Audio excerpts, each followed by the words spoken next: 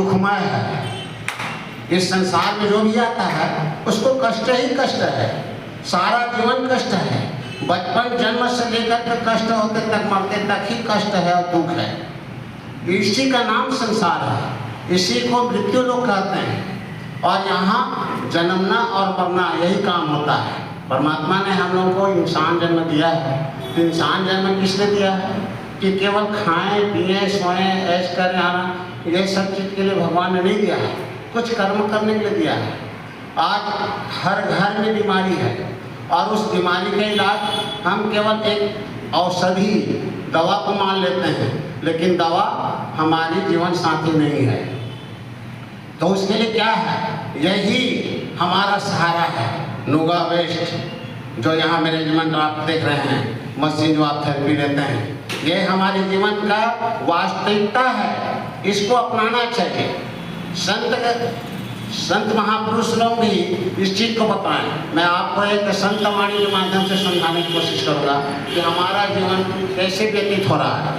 उसको समझिएगा, भजन को भी समझिएगा और उसके भाव को समझिएगा। आप लोगों में से कितने लोग संतवाणी छत्तीसगढ़ी शब्द समझते हैं?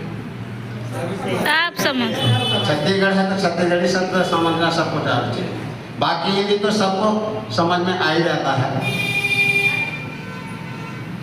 कबीर साहब की एक वाणी है।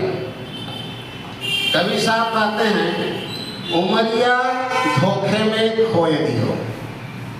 धोखे मतलब अनजान में। हम लोग उम्र जो है, अरे मेरे को मालूम ही नहीं था कि यहाँ थेरेपी सेंटर लगा हुआ है, मैं अनजान में ही अज्ञान में ही मैंने खो दिया। पछतावा बाद में होता है ना। कबीर साहब उसी को मजा देखिए। कबीर साहब कब किस जमाने में थे? कम से कम आज से 600-700 साल पहले के थे। और भजन लिखे हैं, चेतावनी भजन। उमरिया धोखे में खोए दियो, उमरिया धोखे में खोए दियो। 12 बरस बालापन बीत्यो, 12 बरस बालापन बीतो। 20 में जवान भयो, उमरिया धोखे में खोए दियो। हमारा 12 वर्ष खेलने कूदने में व्यतीत हो जाता है। 20 साल के बाद हम जवान हो जाते हैं। कभी साहब आगे कहते हैं, 30 बरस माया के प्रेरे, 30 बरस माया के प्रेरे। देश विदेश गयो, उमरिया धोखे में खोए दियो। 30 बरस में क्या होता है? ब्याह शादी हो जाता है, लोग बात पति पत्नी के प्रेम माया में फंस जाते हैं। बेटा विदेश भी चला जाता है कमाने के लिए। माँ बाप यहाँ तकलीफ है, लेकिन कोई पूछने वाला नहीं है। लेकिन उस समय हमारा सहारा कौन होगा? यही थेरेपी होगा, यही मैनेजमेंट होगा। आगे कभी साहब क्या करते हैं? 40 बरस अंत जब लागो, बाढ़ो मोह नयो। धनव धाम पुत्र के कारण, निस दिन सोच भयो। उमरिया धोखे में खोए दियो। जब पुत्र विदेश चला गया, माँ बाप कैसे हैं, दुख में हैं, बीमार हैं, पैसा है नहीं है, इलाज कर रहे हैं नहीं कर रहे हैं, कोई उसका पुछार नहीं है। लेकिन जब आपके पास ये थेरेपी है तो समझ लीजिए वहाँ बेटे और बहू की जरूरत नहीं पड़ेगी, ये आपकी जीवन की सहारा बनेगी। और जब वहाँ पे यही सोच में पड़े रहते हैं कि बेटा कब आएगा, देख लेता, कब जाने प्राण छूट जाएगा, लेकिन फिर भी बेटा नहीं आ पाता। फोन करते हैं विदेश में, अरे बेटा आ जाओ, एक बार पापा का तबीयत खराब है, मिल लो। लेकिन बोलता है, मामा मैं नहीं आ सकता। आप तो जानते हैं वहाँ आने में 4-5 लाख रुपये खर्चे हो जाएगी, जितना भी खर्चा हो, लेकिन उनको समय नहीं है पिता को भी देखने के लिए। कभी साहब क्या कहते हैं? बरस 60-70 के भीतर केस सफेद भयो। बात पीत कब घेर लियो है, नैनन नीर बहो।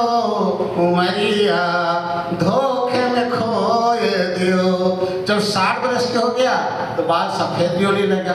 आजकल तो खैर 30-40 वर्ष में भी शुरू हो गया है, लेकिन पहले जो 60-70 में केस सफ़ेद होता था, उसकी एक पहचान होती थी कि अरे अब वृद्धा हो गए हैं, बाल पक गए हैं। अभी का ज़माना तो 40 साल में बूढ़ा हो गया है।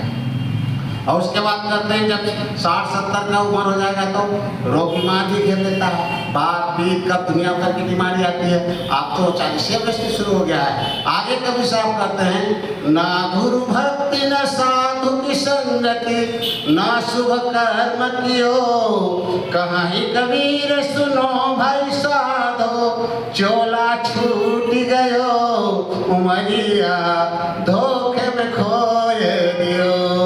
अंत काल में क्या होता है, शरीर छूट जाता है। कभी साहब यही उपदेश दिए हैं कि अपनी सहारा के लिए कुछ इंतजाम कर लो। आज देखिए उस वैज्ञानिक, जिस वैज्ञानिक ने इस थेरेपी मशीन को बनाया है, उस को भी धन्यवाद जाता है। इस थेरेपी को चलाने वाले जितने भी इसके कर्मचारी के ग्रुप हैं, अंकित सर हैं, सबको धन्यवाद के पात्र होते हैं। मैं फिर कभी किसी दिन और छत्तीसगढ़ी में आपको सुनाऊंगा। मैं इनको मीडिया को बोल के रखा था कि आमा पान की पत्री, इसी को सुना दीजिए, इसी को सुना दीजिए। कल सुना दूंगा एक बात फिर भी, है ना। आमा पान की पत्री जो आज भी आप लोगों को सुनने को रायगढ़ में मिल जाता है, चाहे किसी भी फंक्शन में हो, शादी ब्याह मिल जाता है। पथरा के देवता, घर घर दिया, जितने मेरे टेपी छत्तीसगढ़ी बूढ़ी माई के बूढ़ी सती माई मंदिर के जितने भी मैंने गीत गाए हैं, देवेश शर्मा, दिलीप श्रृंगे जी गाए हैं, बॉम्बे कलाकार भी मेरे गाए हैं, नितिन मुकेश जी गाए हैं, राधा प्रवाल जी भी गाए हैं, तो मैं उनको बाद में सुनाऊंगा। अभी थेरेपी का समय हो गया, मैं अपनी बाणी